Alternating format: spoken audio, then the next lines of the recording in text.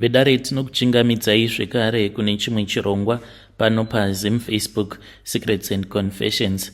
Tadzoka zvekare nemamwe messages. Message yedu yekutanga yakamira sekudai so: hanzi makadi zvenyu mukoma, ndinokumbirawo kuti munge muchindiposterawo nyaya yangu makavikawo chitupa changu.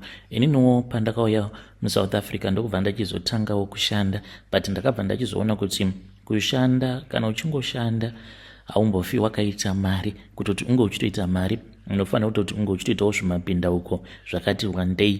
Ndainge ndagarawo ndichingoenda hangu kumasowe, but ndaiva nefriend yangu uyo ainge ari muprofita uye zvekare achiraramiswa nazvo ari wenguo tsvuku. Ndakabva ndachizozviudza kuti zvainge zviri nani kuti neniwo ndige ndichizoitawo saizvozvo, but now I am regretting each and every day. Ndinoti kana ndava kunorara ndinozvibvunza kuti saka ndichamuka ndiri mupenyu here nekuda kwezvinhu zvandinoona, zvinhu zvandinonzwa. Mukoma, ndinotoona zvipoko uye zvekare ndinotoona zvitukwani izvo zvinongorara usiku hwose zvichindishungurudza. Ndaizviudza kuti ndakangwara, ndikazviudza kuti this is easy money, but now I realized kuti I played with fire and handitombozivi kuti ndozvifambisa sei. Ndamboedzawo kana kuMozambique ndakasvika, but still hazvisi kana kumbobetsera zvachose. Umwe akanditi unless waromba ndiko kuti zvipoko izvi nezvitukwani zvisazoramba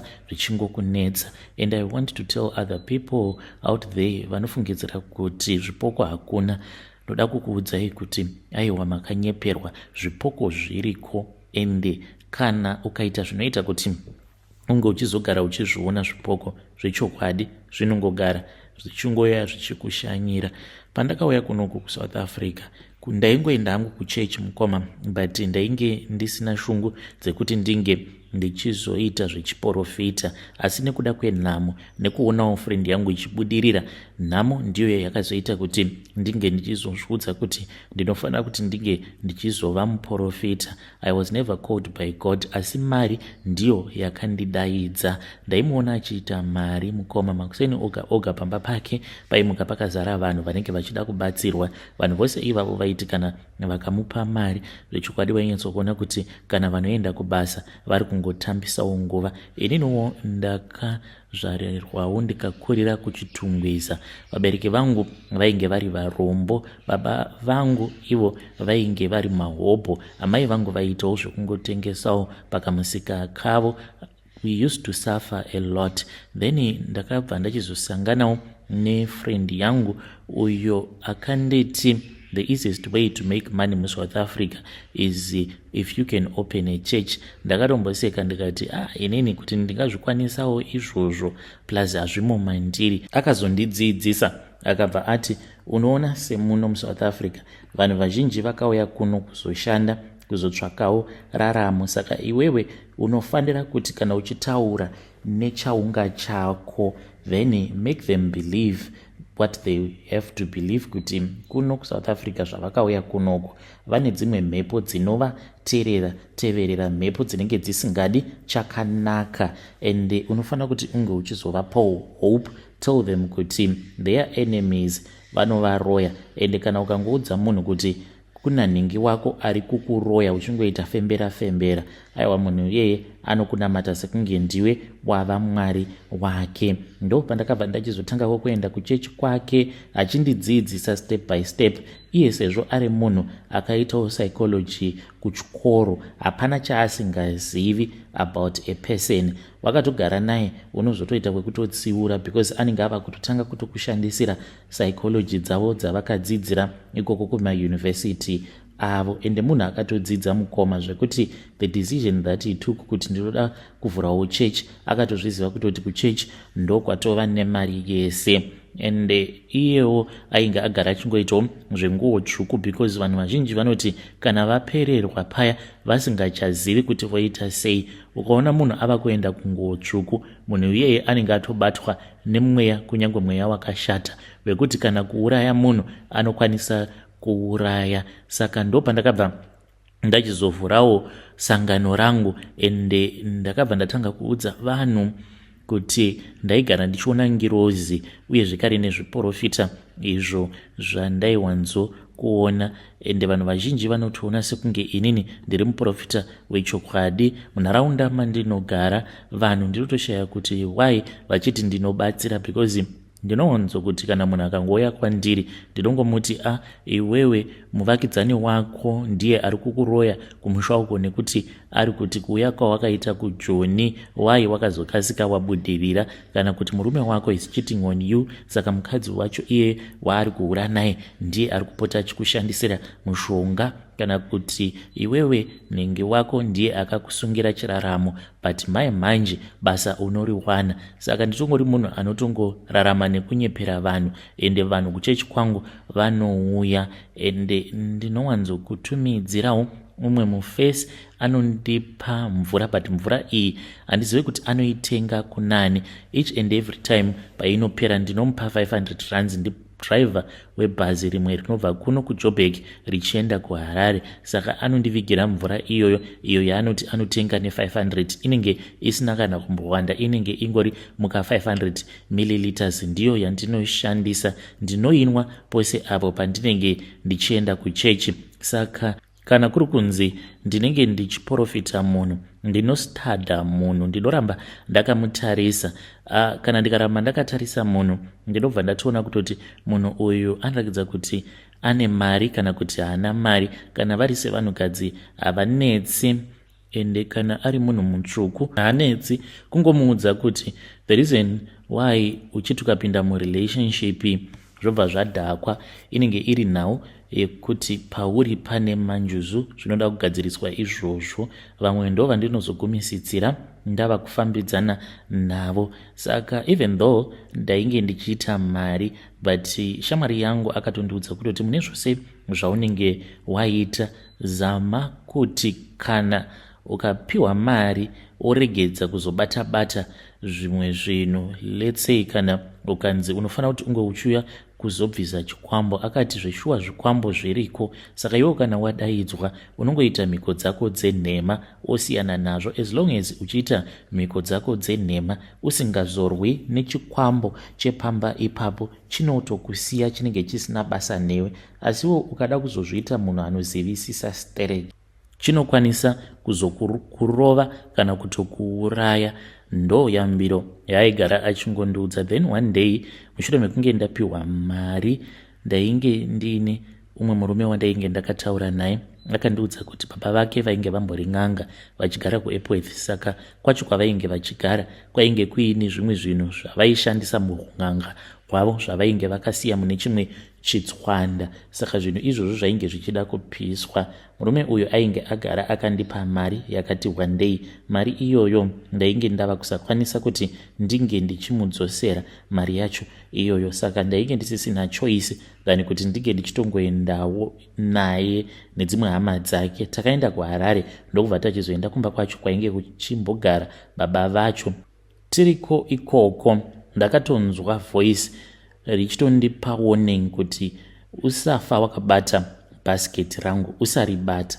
Pane zvose zvaunoita usaribata, ungatoribatisa vana vangu but iwewo usabata bhasiketi iri. Mukomana she ndakabva ndachizongotanga kungoprofita ndichitaura zvenhema, ndipo apo pandakabva ndachizonobata bhasiketi riya because vose vainge vachitya vana vacho kuti vange vachiribata, because ndaida kuti tinge tichizoritora tobva taenda naro panze tobva tachizongopisa zvose izvozvo zvainge zvirimo. Saka vose pavakati vainge vachitya kuribata bhasiketi iroro rainge rakazara nemishonga, tsvimbo nezvimwe zvinhu zvataitoona zvichifamba asi tisingakwanisi kunzwisisa kuti chainge chimbori chii. Ndakabva ndachizongozvipa zvivindi ndobva ndatanga kunamata kamunamato kangu mumwoyo mangu ndichiti, Mwari, panapa ndiri kuita basa renyu, saka ndichengetedzei. Mweya mutsvene dai madzika mandichengetedza. Ndakangoti ndichinobata bhasiketi riya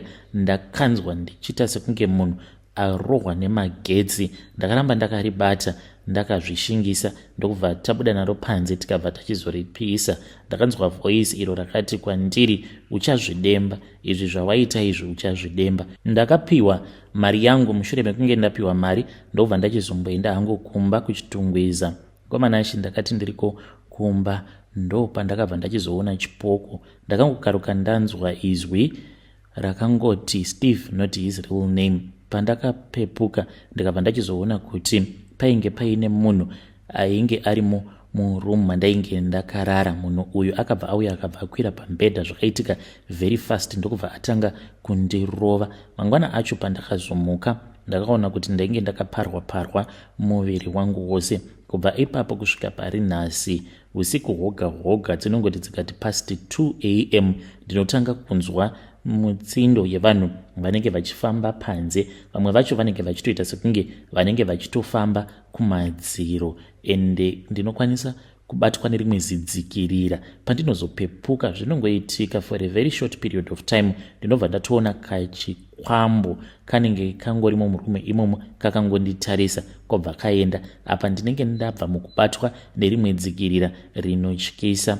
Pari zvino hangu ndichiri kungoita izvozvo zvekuprofita nekuti ndo panotobvawo chiraramo changu ipapo. Asi mukomana achikutaura chokwadi, upenyu hwacho hwandiri kurarama hunongorwadza nekuda kwekuti usiku handirari. Mudzimai wangu iye haazvizivi nekuti ndakatongozviudza kuti zviri nani kuti mudzimai wangu asafa akazviziva kuti ndinotambudzwa nemweya yezvipoko nezvikwambo. Kana kuine vamwe vanhu avo vanongoitawo basa iroro serandinoita rekuti unenge uchipa vanhu zviprofita zvenhema, make sure kuti mune zvose izvo zvaunenge uchiita. Kana kuri kunzi ukasvika panenge pachinzi zvechokwadi zvikwambo zviripo, iwewe wega bhodhi yako inotokuudza kutoti pano panapa kapandimire patori nehondo dzimwe dzekuti ndikada kutanga kudzirwa hondo idzodzo handimbofi ndakadzikurira. Saka it is far much better kuti ungoitawo mhiko dzefake obva wangoita tora mari united. Ndiyo secret yangu mukoma. Vedare ndo message iyo yandakatumidzirwa ichibva kuna mukoma vedu avo. Zvakangoma hazvo vedu we, ngatizamei kuti tinge tichitaura navo mukoma vedu ava mucomment section. Strange things indeed they do happen in this world. Regedzei tibva taenda panyedu inotevera. Nyedu inotevera yakamira sekudai so. Hanzi makadi zvenyu mukoma, ndinokumbirawo kuti munge muchindipostirawo nyaya yanguwo makaviga chitupa changu. Ininiwo ndinorota vamwe banguru vangu. Banguru ava ndinovarota nguva dzose vanenge vari kun'anga vachindidetembera, vanenge vakatopfugama uye zvekare vanenge vaine chimwe chihari icho chavanenge vakabata, asi chihari ichi chinenge chichikwata. Saka ndatova nenguva yakati rebei ndichingodzirota hope idzi, ende upenyu hwangu mukomanachi huri kungodhakwa pashoma nepashoma, huri kungodhakwa. Zvakatangira apo pandakaenda kumusha. Ndaenda kumusha like banguru ava ivo vakanetsana nana baba uye zvekare nasekuru pavainge vachiri vapenyu. Sekuru nyakubereka vana baba vakati vanetsana, then ndokubva vachizoramwa vakabva vachizoenda kunotengawo stand, vakabva vavaka musha wavo kune rimwe village kutori kure mukomana zvekutoti unotokwira mabhazi maviri. Saka sekuru vakangofawo vaine kunyunyuta nekugunun'una because ivo banguru chavakanetserana nana baba uye zvekare nasekuru inhau yekuti vakangobva kutauni vakabva vatengesa mombe.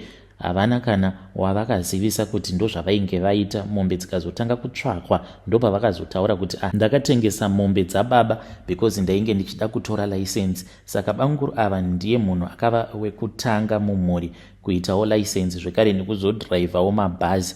Vainge vachidhiraivha mabhazi but iko zvinozvi is retired. Saka ndinongogara ndichingovarota chete, but zvakatangira muna December ndakati ndiri kumusha ndakangonzwa ndichingovafunga ndikati regai ndinge ndichimboenda kunoona banguru, but amai vangu vakatomboramba. Ndini uyo ndikapinda mumotikari mangu ndokubva ndachizodhiraivha ndikaenda ndikanoona banguru. Ndakatogarako kwe almost 1 week. Saka each and every morning banguru vaindikumbira $. Ungonditi mwanangu ndipowo $. Semunhu anonwa doro ndaingoti zvimwe kuda vanenge vachida kungotenga doro ravo, but hapana pandakambovaona vakadhakwa. But every morning vaindikumbira $, ende ndaiti kana ndikavaudza kuti handina $, vainditi une mari, ndobva ndavaudza kuti maybe ndinenge ndiine 20 kana kuti 10 US. Vainditi ndipe mari iyoyo, ndobva ndavapa 10 iyaya. Vaisarudza kuenda kunokumbira change, vodzoka vaine $9, vobva vatora dola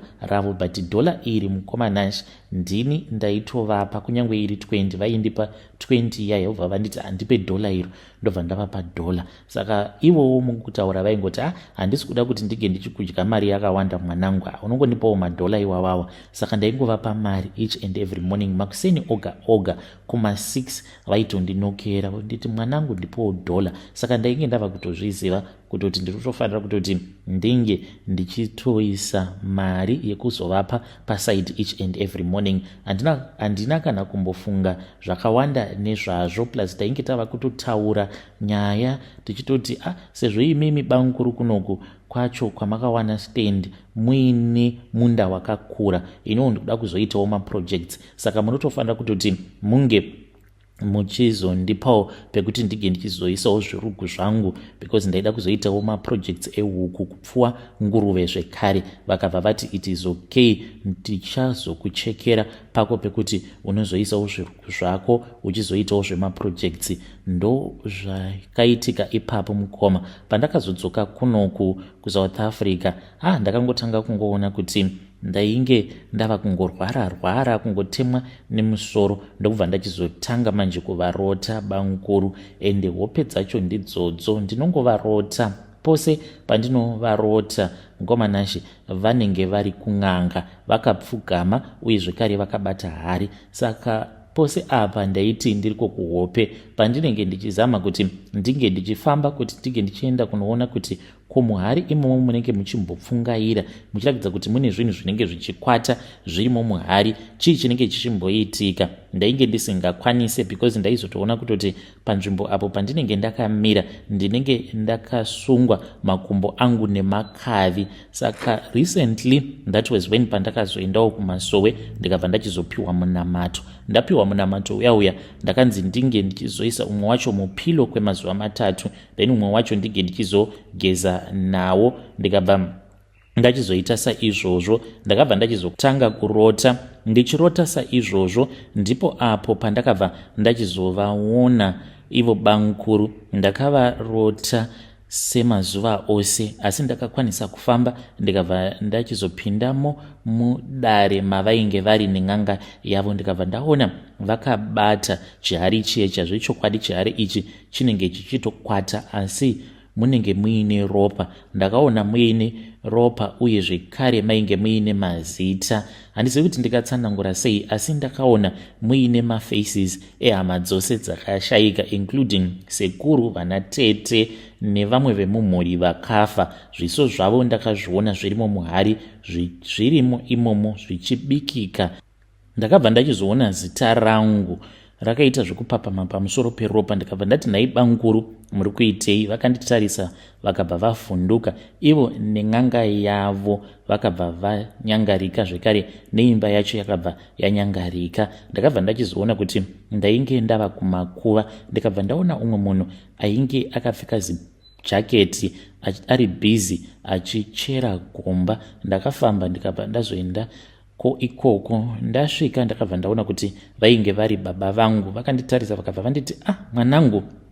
Vachitaura neni vainge vachitarisa watch, vakanditi nguva haisati yakwana 1. Ko indava wakasika kuuya? Nekuti ndakanzi namukoma ndiri kufanira kuti ndinge ndichikucherera guva iri, ndo matichakuviga. Zvino ipapapa ndanga ndichitozviudza kuti kana ndapedza ndichatora cheni idzi. Ndakabva ndaona kuti vainge vakasungwa makumbo avo necheni, vakati ndobva ndazozviuraya hangu. Zviri nani kuti ndige ndichifa than kuti ndige ndichizoviga mwana wangu. Ndokubva vatonyangarika baba, ndikasara ndiri ndega ndiriko kumakuva. Ndikazotanga kumhanyiswa nemamwe mazishiri ainge achityisa kwazvo. Ndokubva ndatopepuka. Naamai takangonetserana kanyaya kadiki. Ndakavatumidzira mari vakaregedza kukolekta mari iya. Then ndakabva ndazovabvunza ndikati, mama munomboziva kuti mari inorwadza here kushandira? Mari yandakakutumidzirai imariwo yandakatoitirawo a peace job, but kana muchiti ndikakutumidzirai ndakutumidzirai mari munoiignore mari iyoyo, ini zvinondirwadza, ndicharegedza kukutumidzirai mari yacho. Vakabva vanditi uregedze kunditumidzira mari yacho, ndokubva amai vatombondibloka, vakazondi unbloka zvavo, but kusvika pari nhasi naamai hatichatombotaudzani zvachose. Saka handizivi kuti ndoita sei. Mamessages angu havatombomavhuri, uye zvekare havatombodaviri macalls angu kunyangwe ndikavafonera nemadirect calls. Saka ndanga ndichingodawo advice kubva kumhuri yeZimbabwe. Kana mukandiposterawo nyaya yangu ndingafara chaizvo. Ndoitawo sei? Kune kwamunozivawo here mukomanashi vekuti ndinokwanisa kunoitirwawo a go back to sender? Asi ndanga ndisiri kuda vanhu vefake, because kunyangwe ndikanzi ndashandisa mari inenge itori last sacrifice, because mari yacho handitomborina, nditoriwo munhu anotongotamburawo. Ngeive dare ndo message iyo yandakatumidzirwa ichibva kuna vahanzvadzi vedu. Ngatizamei kuti tinge tichitaura navo vahanzvadzi vedu ava mucomment section. Zvakangooma hazvo veduwe. Strange things indeed they do happen in this world. Hey, hope dzacho dzavanorota dzinongotyisa. Ngatizamei kuti tinge tichitaura navo mucomment section. Ngatisanganei zvekare mune zvimwe zvirongwa zvinotevera.